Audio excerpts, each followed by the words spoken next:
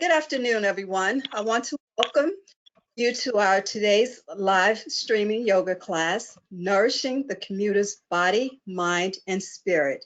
This is part of our series focused on transportation and commuting presented by Transaction Associates. My name is Sophia Gallimore, and I'm a program manager at Transaction Associates.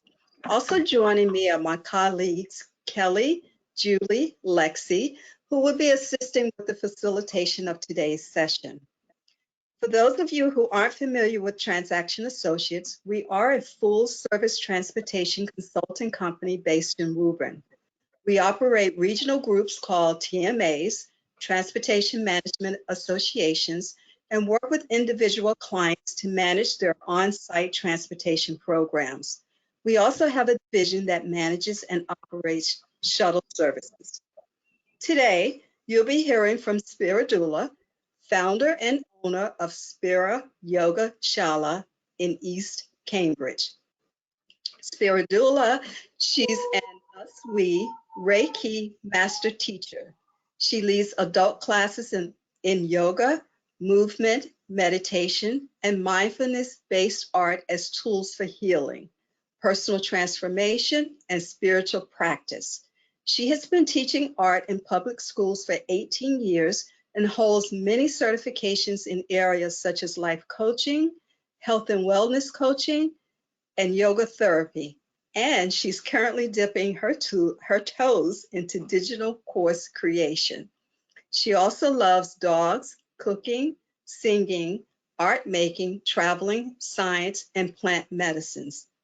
Spiridula will guide us through a series of movements that you can do in your virtual home office, before walking and biking, or on site at your working location. This practice will help focus your mind and tone your muscles so you can refresh and feel productive at any part of the day. So just a few housekeeping things. Throughout the live session, we welcome your questions, so please use the chat or questions on the sidebar of your screen. We will try to answer all of your questions.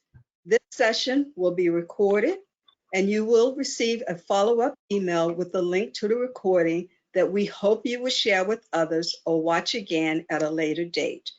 There will also be a short survey in the email that we hope you will complete. So let's get started, and welcome Spiridula. Hi there. Oh, should I just start? Okay, so I run Spira Yoga Shala, and besides just yoga, we also teach meditation as well as other mindfulness practices. Because I teach art, I also teach mindfulness-based art classes as well.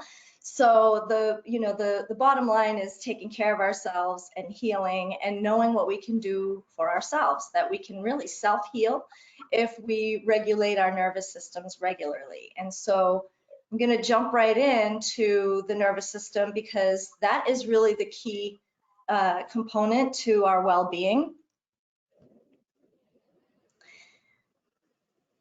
Okay. All right, so I'm not going to talk about all of this, because as far as the nervous system goes, we're really focusing on the peripheral nervous system. And from there, we jump to the autonomic nervous system. And from there, we jump down to the bottom row. So the autonomic nervous system is basically the sympathetic and parasympathetic, which I will explain briefly. The enteric nervous system we are not going to talk about, but that's really connected to both of these.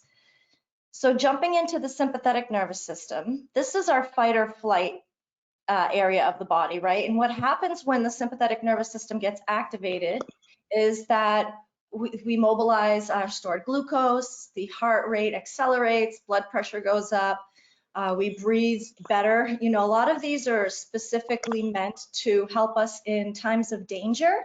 So that's why we call it the fight or flight mode. Blood vessels constrict, we start sweating, the muscles activate, the stress hormones are secreted by the adrenal glands. That's really important. And we go into survival mode. So this is to prepare an organism for short-term survival, so getting away from a threat. You may notice that in times of intense stress, you may or may not experience some of these, but most likely you do experience some of these. Now, in a normal, healthy person, getting back out of this place is pretty easy. You know, we come back to our baseline and what we call homeostasis. And what we do is activate the parasympathetic nervous system. So that's kind of the opposite. That slows the heart rate. It increases intestinal and gland activity. We call it the rest and digest phase. We store glucose for later, cellular repair happens, the immune system starts working barely, and the prefrontal cortex kicks in as well. So I didn't talk too much about that in here, but this kind of shuts off our brain, and that's why we go into survival mode. But this turns on the brain again, and we need our prefrontal cortex so that we can think straight. And so this is also the ability to plan for the future. So when we're sleeping, we are usually in our parasympathetic nervous system. But during the day, we can also get ourselves into that place, especially after some kind of heavy, stressful event, and we can bring ourselves back into balance. But what happens when we are too much in the sympathetic nervous system is this. So the long-term activation of the stress response system and the overexposure to cortisol and other stress hormones that follow can disrupt almost all your body's processes. This puts you at increased risk of many health problems, including anxiety, depression, digestive problems, headaches, heart disease, sleep problems, weight gain, memory and concentration impairment, and PTSD or complex PTSD. Now, I know a lot of people usually assume that these two things are something that just kind of happen, but you can develop trauma in your body from an overabundance of this stress or over a long period of time without coming down and without coming back to a baseline. And so that's how that works. And what yoga can do to help is because yoga creates a physiological change to the nervous system, and it stimulates the vagus nerve. The vagus nerve is directly correlated to the parasympathetic nervous system. And through breathing practices, but I did not include chanting because sometimes people chant in yoga classes as well. And it induces the relaxation response. The repetition of some of the yoga poses can rewire deeply embedded physical, psychological, or emotional patterns. Rewiring the brain is kind of a big catchphrase right now, but it does happen, and you can rewire your brain, but it takes repetition and patience. It also increases your self-awareness, and you're better able to observe your own behavior patterns. It increases proprioception and interoception. These are really, really important. Proprioception is the ability to understand where your body is in space, and interoception is the ability to feel things in your body. And a lot of people aren't able to do that. I'm often very surprised how hard it is for some people to feel into their bodies. So yoga increases, it just brings embodiment. You know, you can really settle into your body. And the body has its own intelligence, you know, and it speaks to us. And so connecting with it in this way is a great way to start being able to hear your body and to listen to your body. So I've created a little list of mind-body practices because yoga is not the only one. So feel free to go through this list. And if some of you may have done some of these, I have not done all of them. I would love to try biofeedback, for example, and but I've tried Qigong and Tai Chi. These two are really great, and mindfulness practices as well, plus deep breathing. So these are a lot of different things that you can try if you're interested. And what we're going to do is jump back over to yoga. And I just need to stop sharing this screen. Oh, but I'm want gonna to take a quick break and do a quick poll. Oh yeah, that would be great. You know what? I think we were supposed to do the first question beforehand, but we can do it. We can do two of them. Is it still sharing my It is. I can turn that off for you. Lexi, why don't you go ahead and do the polls for us? Thank you. Okay. Did you want to start off with the one that was supposed to be before? Yep, go ahead. Okay. So we're going to roll out this poll. Where in your body do you feel the most tension and or discomfort during your commute to work, or in some cases, your telework? Select one of the following: neck and shoulders, low back and hips, legs, calves, and hamstring. We'll give it about 20 seconds or so, and then we'll share the results.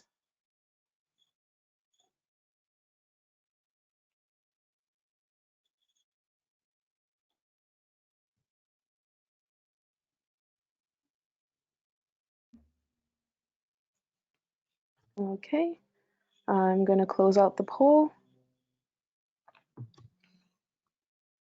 and I'm going to share the results. And the top answer is neck and shoulders. Amazing, yeah.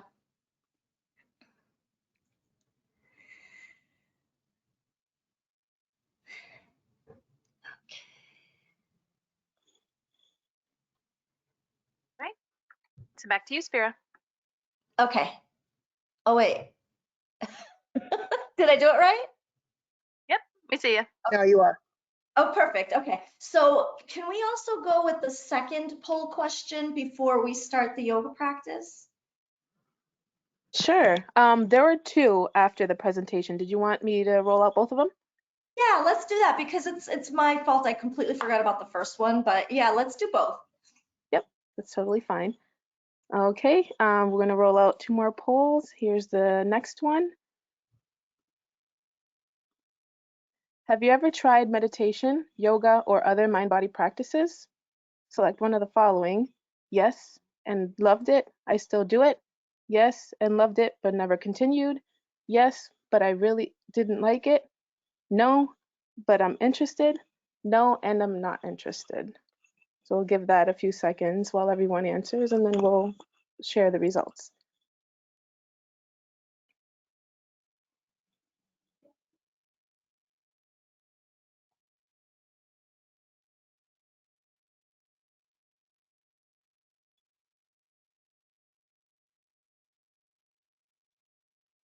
Okay, I'm going to close out the poll and share the results.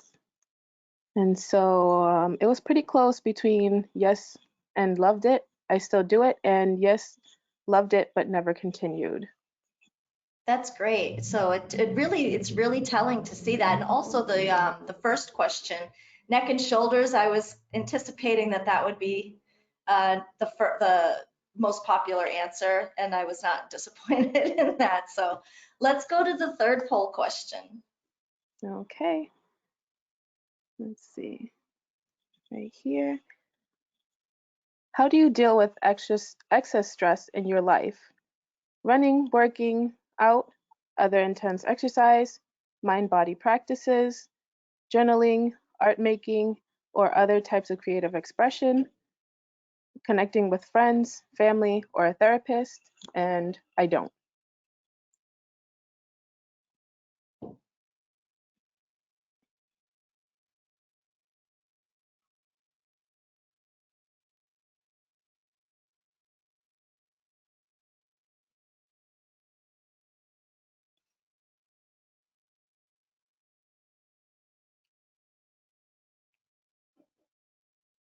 Okay, I'm going to close out the poll.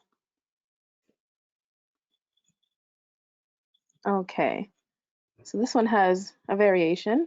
The top answer was connecting with friends, family, or a therapist. The second highest choice was running, working out, or other intense exercises. And the third one at 33% is mind-body practices.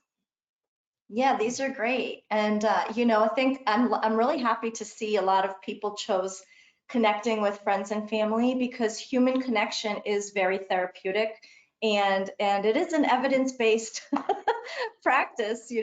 Studies show that if you have nothing else, at least connecting with someone, making a human connection where you feel safe and you can trust them is really great for your mental health. Okay, so let's get into the practice. Let me just adjust the angle a little bit. move my chair out of the way. So I don't have a desk set up, but I do have a chair because I know everybody has chairs. Let me just adjust the angle again to make sure And you make can sure see you grab me. your microphone too, Spira. Thank you so much. You're very welcome. Because I definitely did forget. Okay, sound good? Perfect. Great, Perfect. okay. So I'm just gonna start with the chair. So if anyone who's watching can go ahead and take their seat. So first we'll start by just sitting in the chair, feet on the floor. If you can't reach the floor with your feet, I'm kind of tiny myself, you can sit forward in the chair, maybe put a pillow behind you, or you could even place something under your feet, blocks or a pillow or a book or something like that. So first we'll do a little bit of grounding. You can keep your eyes open or closed, and your hands can be in your lap. And what we're going to do for now is simply create some awareness. Notice the way you're sitting in the seat. Notice if your spine is straight or not. And if it isn't, maybe think about lifting the crown of the head to create a little more length in your spine. And next, we want to bring some awareness to all the points of contact with the chair and the floor or the book under your feet. So just feel your feet on the floor or your support. And then feel the chair on the back of the legs, supporting your back.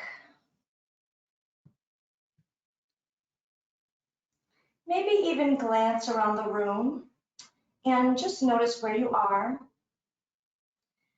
Maybe find 5 things to look at that you can definitely see and label. I see a plant. I see another yoga mat, something like that, very simple.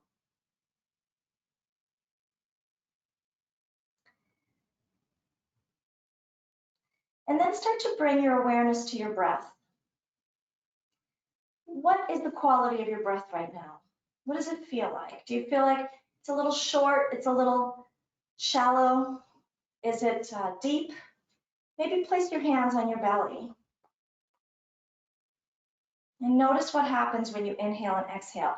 Are you feeling more inhaling and exhaling through the chest? If so, start to imagine the breath as it comes in, coming through the chest first, but then let the breath move down. So then you can feel it in the ribs and finally in the abdomen.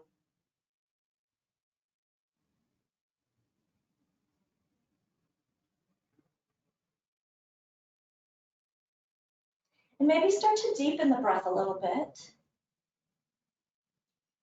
Just make sure you're taking some nice full deep breaths. Oftentimes when we are nervous or stressed or anxious, we don't take deep breaths. And so we're actually not bringing enough oxygen to the brain either. So even just pausing to do a little bit of breath awareness and grounding in a seat, sometimes that's enough to just bring yourself into a calm space. And then we'll start some stretches and some movement. So with our hands, we'll bring our hands into what we call hands in front of the heart or namaste. And we'll bring our elbows out to the side. So we're pressing the hands together, and this will give us a little stretch in the wrists.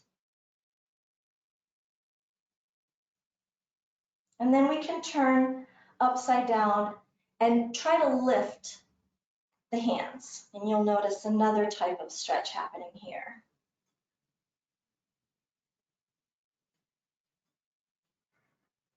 And then release. And then let's do some circles and also with the feet.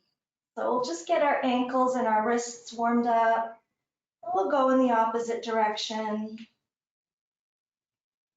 Again, keeping it kind of simple here. Great.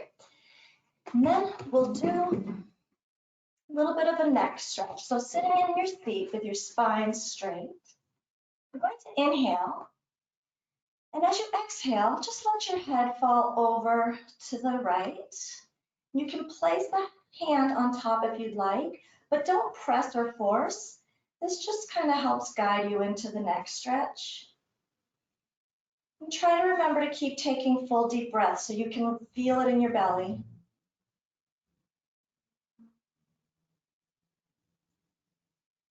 And then go ahead and release. And then inhale again. And exhale over to the other side. And again, you can place the hand there if you'd like.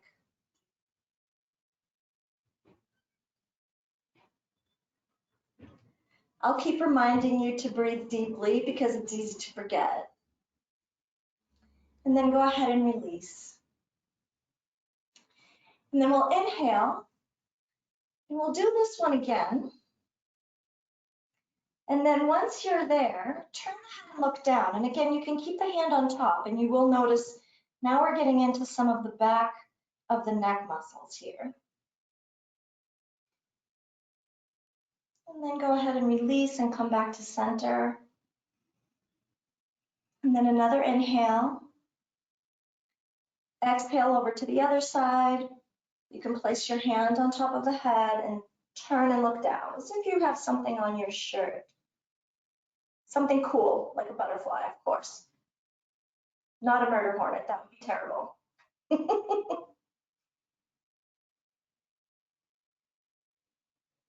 And then slowly release. Inhale one more time. And then exhale and allow the chin to come to the chest.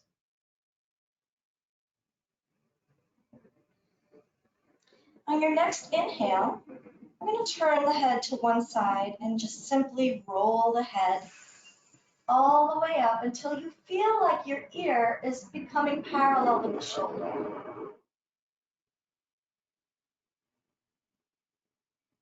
then as you exhale, turn and look down and allow the head to roll back to center.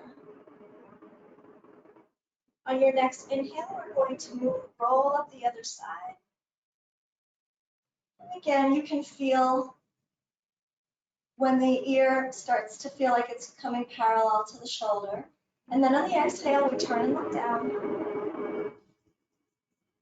rolling back to center again. Let's do that one more time. We're going to roll up one side, ear to shoulder, turn and look down, and exhale back to center. Inhale, roll up the other side. Then exhale, turn and look down, and roll back to center again. And then slowly release. My apologies, it was a huge truck outside, but this is our life now, right? So from here, let's inhale the arms up overhead. Reach up, turn the fingers inside out as you clasp the hands and exhale. Inhale again, and then release. One more time, we'll inhale the arms up overhead, clasp the hands, turn inside out as you exhale. Inhale again, and this time we're going to exhale and lean over to the left. Then inhale back to center. Exhale over to the right. Then inhale back to center. And then release one more time. Now we're going to take our hands and place them on the heads of the shoulders, and we're going to do a few shoulder rolls. Maybe try bringing the elbows toward each other.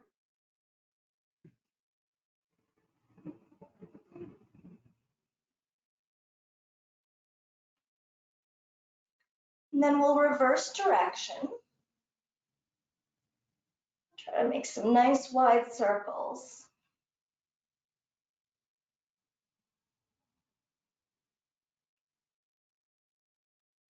Great.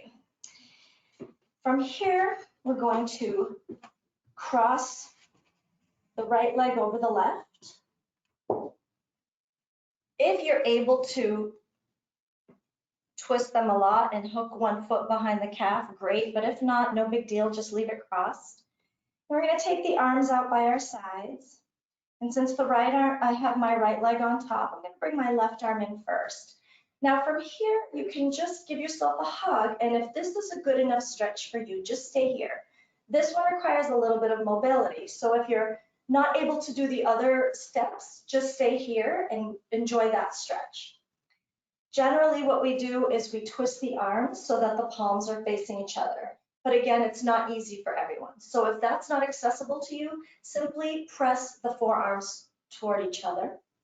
If it is accessible, you'll come all the way around and press the palms toward each other. This is called eagle arms. We'll just stay here for a moment. And I want you to just notice what you're feeling and where you're feeling it.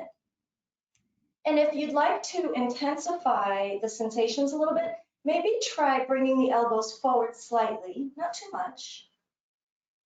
This is a pose you can play with a little bit. So you can also try lifting the elbows and lowering the elbows as you're doing it. Maybe even synchronizing the breath with the movement. When you get a chance to do this one on your own, it's just a lovely stretch, and you can stay here as long as you like, 10 breaths, 15, whatever you need. And then for our purposes, we're going to let it go and outstretch the arms and we'll switch sides. So this time I have my left leg on top, so I'm going to bring my right arm underneath. Again, you can start with the hug, or you can press the arms together, the forearms, or come all the way into a twist. And again, breathing fully and deeply.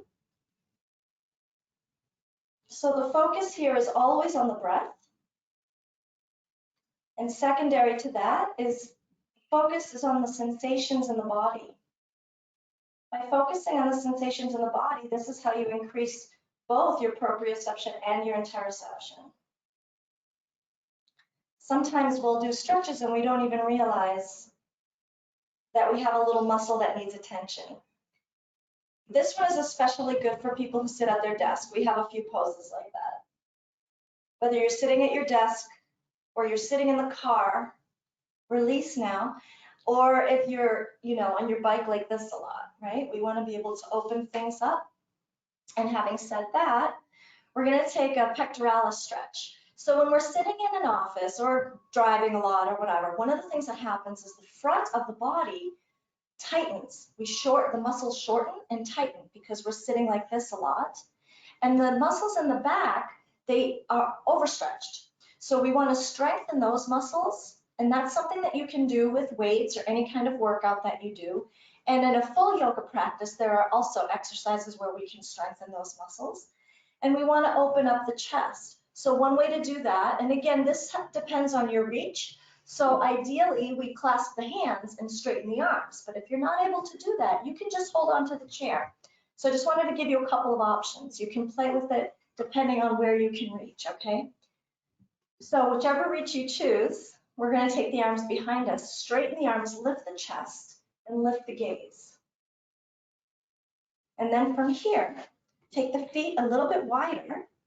We're just going to fold forward here.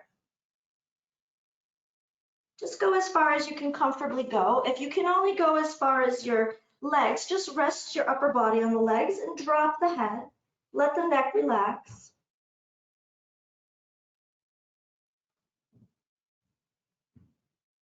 And on your next inhale, we'll push through the legs and come back up to sitting.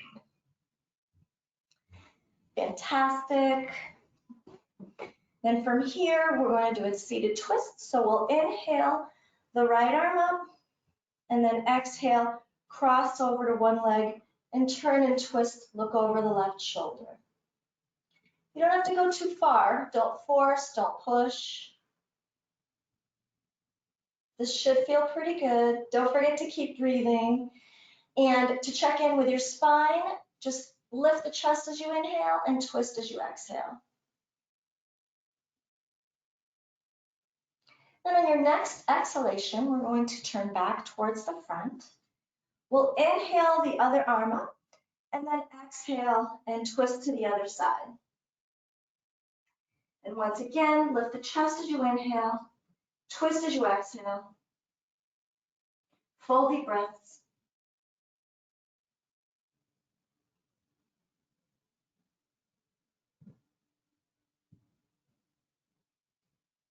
And on your next exhale, we'll turn back towards the front one more time.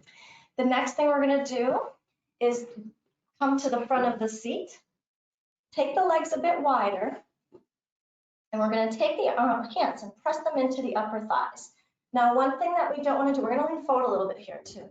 One thing we don't want to do is hike the shoulders up to the ears. So when we're doing this and we're using our legs as leverage, we're going to lift the crown of the head too.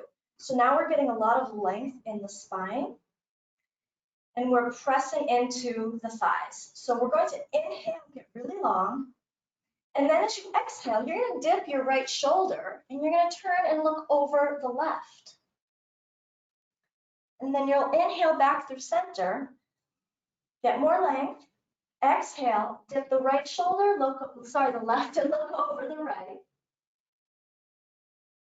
Inhale back through center. We're going to do that one more time. Exhale, dip the right shoulder, look over the left. Inhale through center. And then exhale and press into the left leg, looking over the right shoulder. Inhale back through center, and then we'll release. The next thing we're going to do is a fold. So we're just going to inhale the arms up. And as you exhale, keep the spine straight. You're going to just move forward, move forward, move forward. And once you come to your legs, your belly comes to your legs, you're going to stop and just let the whole upper body fold forward. So let go of the head and the neck. Maybe even shake the head yes or no. And from here, you can press up to standing, but keep the knees bent. And again, let go of the head and maybe even hold on to opposite elbows here. This is called ragdoll. So you kind of feel like a ragdoll. You can try shifting the weight around your feet, maybe from one foot to the other, maybe from the top of the foot to the back of the foot, and just notice how the upper body starts to swing. Kind of like a piece of seaweed, you can get all floaty. This is great for the spine. You can play around with the degree to which you are bending the knees. Maybe bend them a lot, maybe bend them a little.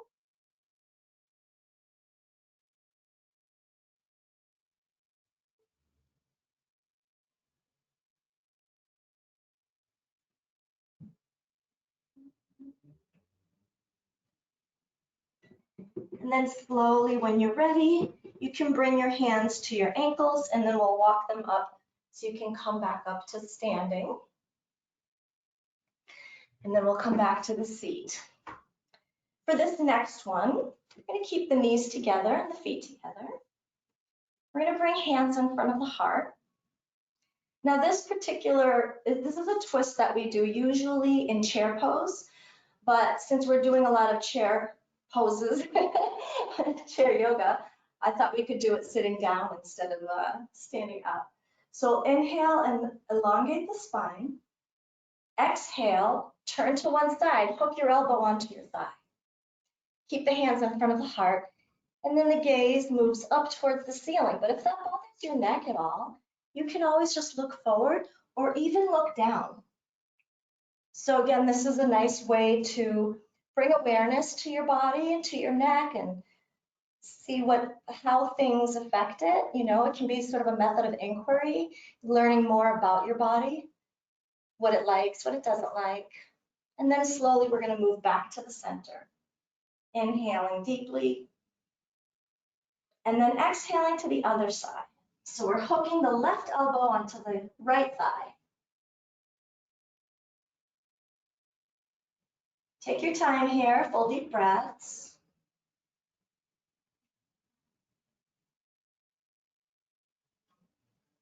And then we'll inhale back to center. And from here, we'll stand up. Now, I don't have a desk or a table, but I do have my chair. So I'm just going to turn it around briefly. You can do this. The reason I said that is because you can do this one on your desk. And actually, you can do it in two different ways. So I'll show you the different ways that you can do it. So we're going to do it downward facing dog, but we're not doing anything on the mat because, again, I've set this up for you if you're in a workspace and maybe you don't have the equipment. So if you want to do it up high, you can use this part of the chair and you're going to move your legs back and slowly fold forward. And you're going to let the whole upper body stretch. The other way you can do it is holding onto the seat. So you want to feel like your back is flat and the arms are outstretched. And the idea here is to get the stretch in the upper body, not the legs. So if you're feeling a lot of tightness in your legs when you do this, just bend your knees. That's not a problem. And then move the hips back to get more length in the spine. And breathe fully and deeply.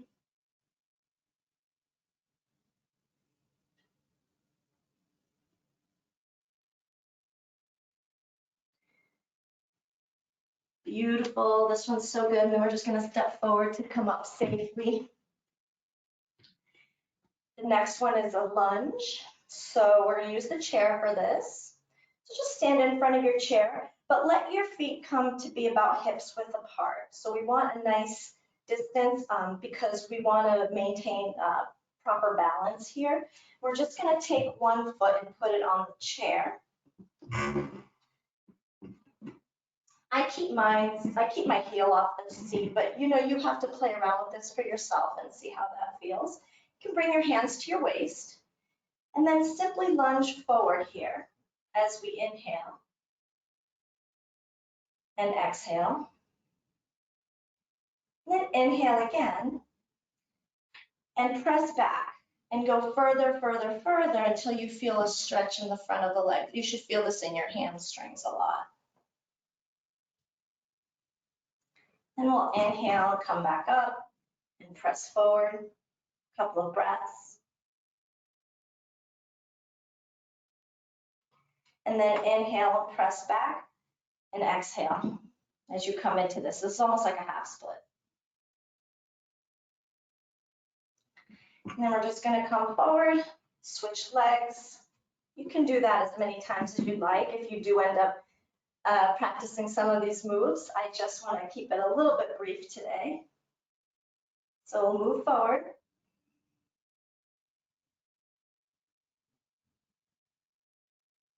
And we'll simply press back, get some length in that left leg. And you can keep the foot flat, but you could also try to maybe raise the toes. It just depends on your body and what is feeling better for you in this moment. We'll press back into a lunge one more time.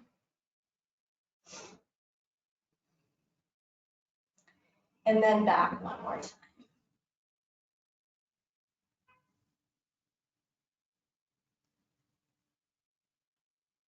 And then we'll come forward and release. The next thing we're going to do is a squat pose. I'm going to move this so that the angle is good and you can see how this works. So we know what a squat is, right? Everybody does squats with their weights and they do this, you know. These are great. Everybody should do them, okay? But what we rarely do is full squats. And the most damage that is caused to our hips is from sitting in chairs, whether it's in your car, whether it's in your home. The sofa, honestly, is like the worst thing for you. And you may notice in some countries around the world, people often just hang out in a squat position.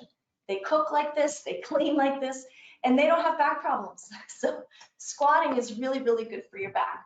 So I'm going to show you how to do one with your chair. You're going to take your feet a little wider with the toes pointing out, probably about a 45-degree angle. And you're really just going to come and sit into this squat. Just see how low you can go. If you have a block or anything handy, you could always try putting something underneath and maybe just sit on it if it's too much. This might take time to learn and get into. But eventually you can just kind of hold on to the chair. And then when you're ready, if you're comfortable here, the full pose for as far as yoga goes is to bring the elbows to the inside of the thighs, bring the hands in front of the heart, press the thighs apart, elongate the spine, lift the crown of the head, and just stay here and breathe. This is wonderful for the hips. It's wonderful for the adductor muscles on the insides of the thighs. And it's just generally a great pose. Not always comfortable, but it's still really beneficial.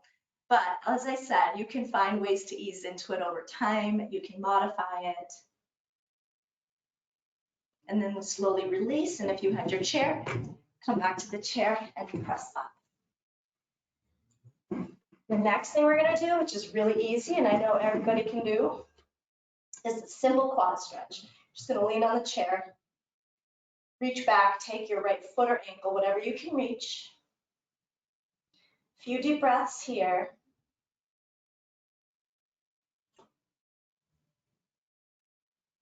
Then go ahead and release and switch sides. So a lot of these you'll notice are very basic, but it's stuff that we don't think to stop and do. And so when all of these are part of a yoga sequence or a program of some sort or a class, it's just a great way to organize everything together, and it gives you an excuse to stop what you're doing. Go ahead and release and give yourself a little bit of self-care. We're going to take our seat one more time. So this one is another one for the hips, and specifically the piriformis muscle. The piriformis muscle is back here, okay, and it's near your glutes. And the piriformis muscle, if it gets too tight, can actually squeeze on the sciatic nerve, and that can cause sciatica. So this particular pose is great for sciatica. So you're going to cross the right leg over the left. The ankle is on the upper thigh. And you can just sit here and breathe, sit straight. And then if you want to take it further, you're going to start to lean forward. How far you get is up to you and up to your body, because if you're feeling the stretch, you are in a stretch. If an instructor is doing this and saying, oh, hey, we're going to do this, and if you can't get there, that's not the goal. The goal is for you to feel the stretch. So only go as far as you can before you feel it, and then you stop and you breathe.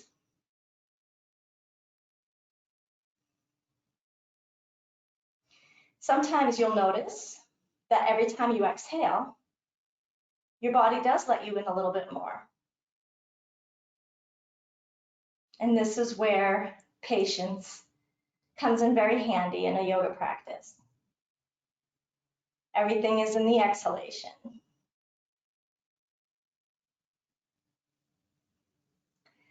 So slowly we will begin to release from this by sitting up again.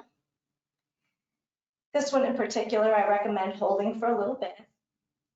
Just really let your body enjoy the stretch. Now we're going to cross the other side. You may notice right away that one side is different than the other, and that of course is totally normal. And at your own pace, just keeping the spine straight, we're going to start to lean forward, using our full breaths, noticing the sensations that come up, noticing where those sensations are in your body.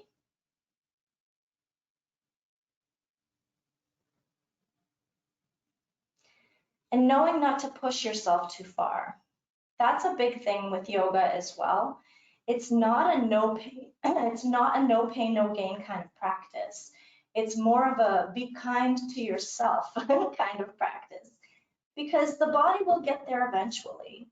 We're not trying to push our body around. We're trying to enhance our relationship with our body.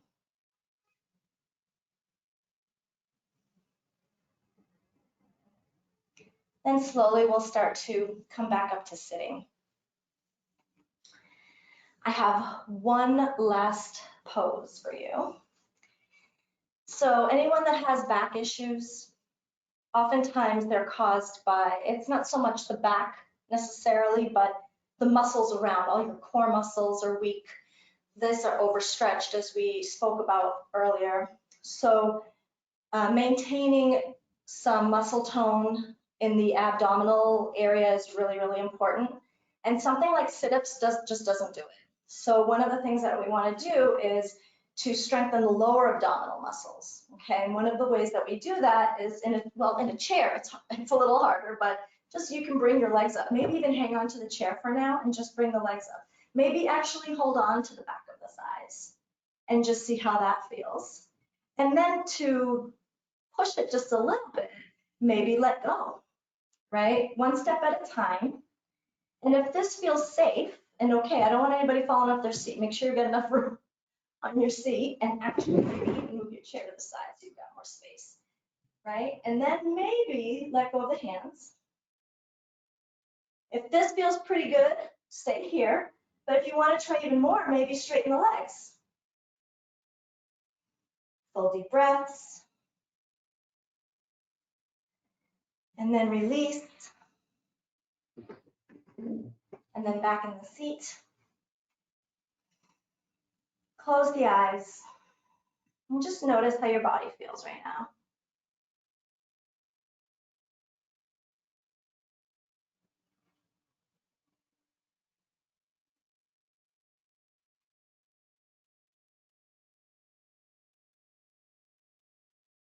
And then maybe come back to your natural breath. Instead of the deep breathing, just notice the natural rise and fall of your breath.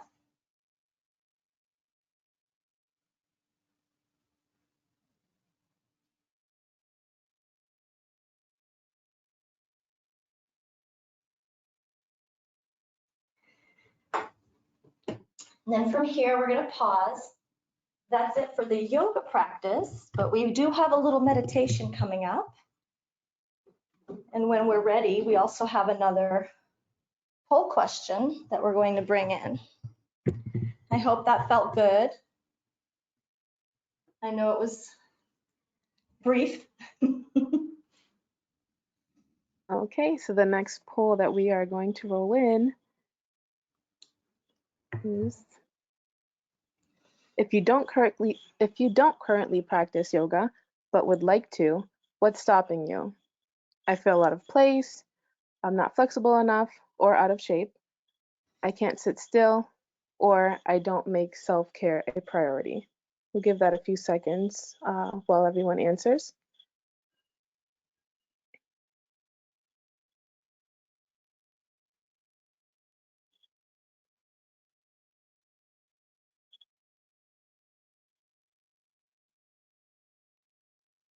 Okay, I'll give it a few more seconds.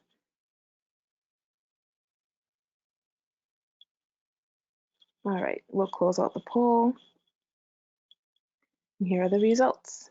A lot of people said that they don't make self-care a priority. That's at 60%, so that is very relatable. We do forget when we get busy. Yeah, we definitely do. And also I was expecting to see a lot of I'm not flexible enough, because I hear that from a lot of people. We spoke and we spoke about this earlier with the panel. There are no prerequisites to practicing yoga. You don't have to be flexible. That's what you can become more flexible by practicing yoga, but it definitely, there are no requirements. You know, I certainly couldn't touch my toes when I started. And after 20-something year practice, I still have some, trouble areas that I keep thinking, oh, I'll never be like those yogis you see on Instagram, but those yogis aren't really yogis. A lot of them were like ex-dancers and stuff. So they've been doing this their whole life. So please don't feel intimidated by that. And that's what makes me sad when I see people are intimidated by yoga. It's a practice for everyone. And I'm really hoping that just doing this little bit today is hopefully enough to inspire you to continue practicing, because there are also so many kinds of yoga to practice. I actually have classes that I teach that I have one that I call easy peasy yoga, and we barely get off the mat. We do everything like on the mat, on the floor. So there are just so many ways to do it, and my hope is to bring that into the community, to bring the different ways that you can practice comfortably. I would like to do a meditation. I was going to do two, but I know we're a little short on time, so I'm going to do one in hopes that I might introduce you to that practice as well. And this one is really, really easy. It's a mindfulness practice. There are a lot of different ways to meditate in mindfulness practices.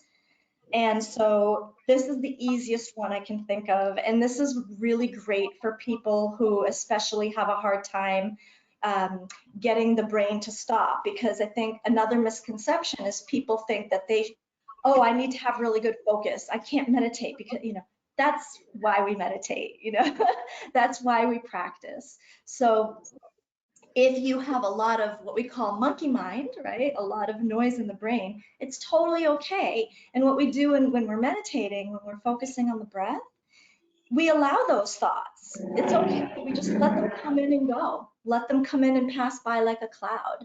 It's completely normal, and there's nothing wrong with you if you think a lot during meditation. Again, that's why we practice, is to get ourselves to eventually start to slow that down. So if you'd like to try this brief meditation with me, I'm going to ask you to just stay in your seat where you are, wherever you're comfortable. And again, keeping the feet on the floor or on a block or book or something. Hands can just be in your lap. And you can also close your eyes or lower the gaze, because some people just aren't comfortable closing their eyes completely. So if you can just lower the gaze and maybe just look at your thighs for now. And for now, just notice your breathing. Just notice it. We did this earlier. My guess is that right now your breathing is probably a little different than it was before. So while you're inhaling and exhaling, in your mind, you're going to narrate your breath to yourself. Basically, you'll be saying inhaling, exhaling while you're doing it. Now, you don't have to use those words. You can use other words, breathing in the good, letting go of what I don't need. Think of a phrase that you can connect with personally that'll help you enjoy. And if you can't, again, just say inhale, exhale. It's not a problem. So just do that for about a minute. The idea is that if you're narrating your own breath, then there's no time for the other thoughts to come in, because you're focused on that particular activity. So it's a training. It's a way to get yourself trained to follow your breath. Let's just keep doing that.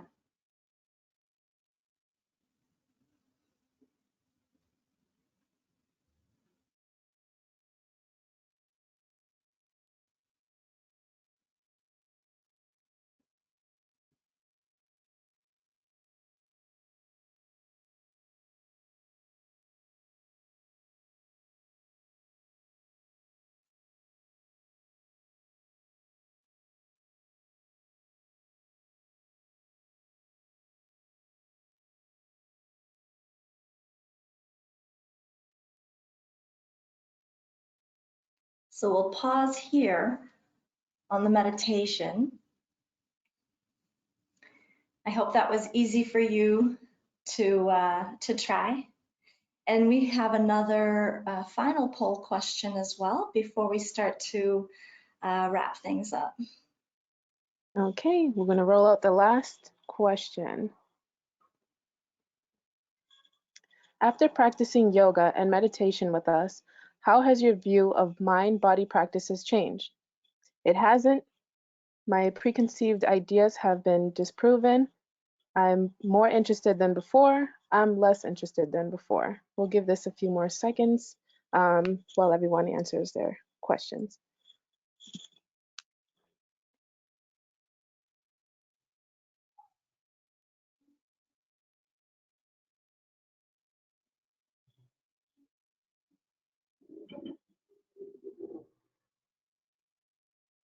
Just a few more seconds.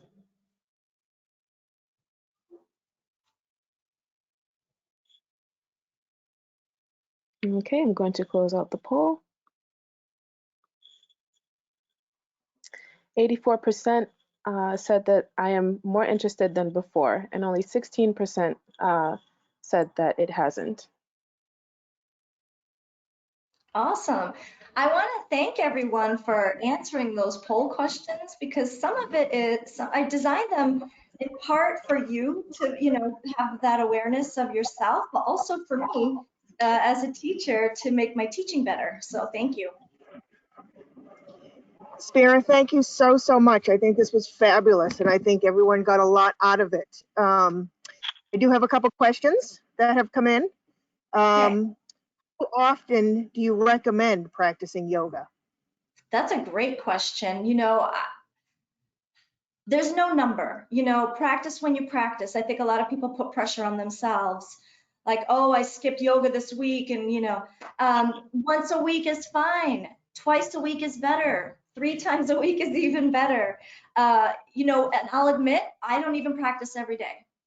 I mean, I do other kinds of practices because yoga is an 8-limbed practice. So some days maybe I'll just meditate, and because meditation is part of yoga practice as well. But yeah, there's no magic number. But if I was pressed, I would say 2 to 3 times would be amazing if anybody can do that. You'll notice changes in your bodies faster. If you do it once a week, you may not notice any changes right away. It'll take time. But if you do it 2 to 3 times a week, you'll notice changes immediately, probably in the first couple of weeks. Okay, great. That's excellent. Now, if you only have 5 or 10 minutes, do you recommend 1 or 2 certain poses that would be the best to do if you're short on time? Absolutely, especially here since, we're doing it about work and commuting and all of that. So if you're sitting at the desk, especially because so many people said neck and shoulder, maybe just a few neck rolls, right? Maybe some shoulder rolls. Those are easy. The downward facing dog, getting length in your spine is nice. And maybe a twist or 2. You can do that in 5 minutes. Excellent. Great. Thank you. And one more that came in. Do you recommend a certain time of day, say morning, midday, or night, to practice your yoga? I personally do not. I hear a lot of teachers say, practice in the morning, and that's lovely, but not everybody's a morning person. So no, I recommend the time of day that you want to practice, or whenever you can squeeze it in, or just when it feels better for you. Excellent. Thank you. Thank you so much. Thank you. Oh, I do see one more. Should the squat stretch use the opposite leg in one arm? Say that one more time. I'm sorry. Should the quad stretch use the opposite leg and arm? No, it's the same leg and arm.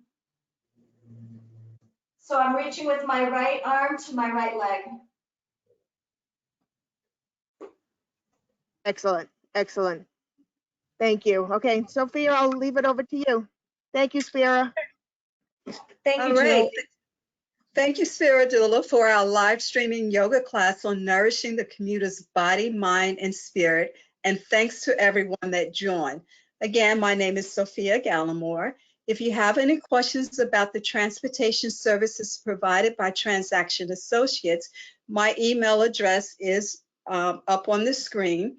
Spiridula, studio is conveniently located in Cambridge near the Leechmere T Station Green Line. So if you have questions for her, her email address is on the screen as well. Please watch your email for information about future webinars that Transaction Associates will be presenting. Enjoy the rest of your day, and thanks again for joining us. Thank you, Sophia. Namaste, Thank everyone. you. Thank you. Namaste.